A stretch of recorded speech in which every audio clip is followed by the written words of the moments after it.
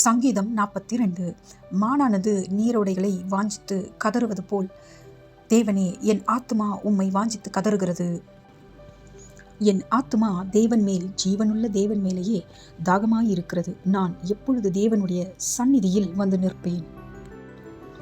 உன் தேவன் எங்கே என்று அவர்கள் நாள்தோறும் என்னிடத்தில் சொல்லுகிறபடியால் இரவும் பகலும் என் கண்ணீரே எனக்கு உணவாயிற்று. முன்னே நான் பண்டிகையை ஆசாரிக்கிற ஜனங்களோடு கூட நடந்து கூட்டத்தின் கழிப்பும் துதியுமான சத்தத்தோடு தேவாலயத்திற்கு போய் வருவேனே. இவைகளை நான் நினைக்கும் போது என் உள்ளம் எனக்குள்ளே உருகுகிறது.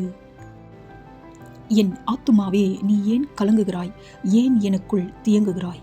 தேவனை நோக்கி காத்திரு. அவர் சமூகத்து இரட்சிப்பின் நிமித்தம் நான் இன்னும் அவரை துதிப்பேன்.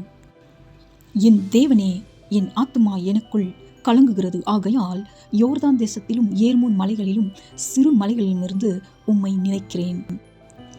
உமது மதகுகளின் இரைச்சலால் ஆழத்தை ஆழம் கூப்பிடுகிறது. உமது அலைகளும் திரைகளும் எல்லாம் என்மேல் புரண்டு போகிறது. ஆகிலும் கர்த்தர் பகற்காலத்திலே தமது கிருபையை கட்டளையிடுகிறார். ராக்காலத்திலே அவரை பாடும் பாட்டு என் வாயில் இருக்கிறது. என் ஜீவனுடைய தேவனையே நோக்கி விண்ணப்பம் செய்கின்றேன். நான் என் கண்மலையாகிய தேவனை நோக்கி, ஏன் என்னை மறந்தீர்?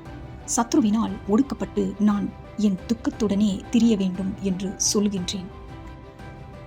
உன் தேவன் எங்கே என்று என் சத்துருகள் நாள்தோறும் என்னோட சொல்லி என்னை நிந்திப்பது என் எலும்புகளை உருவ குத்துகிறது போல் இருக்கிறது.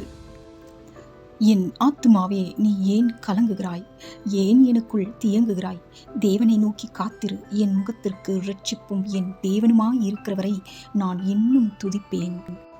God bless you. Amen.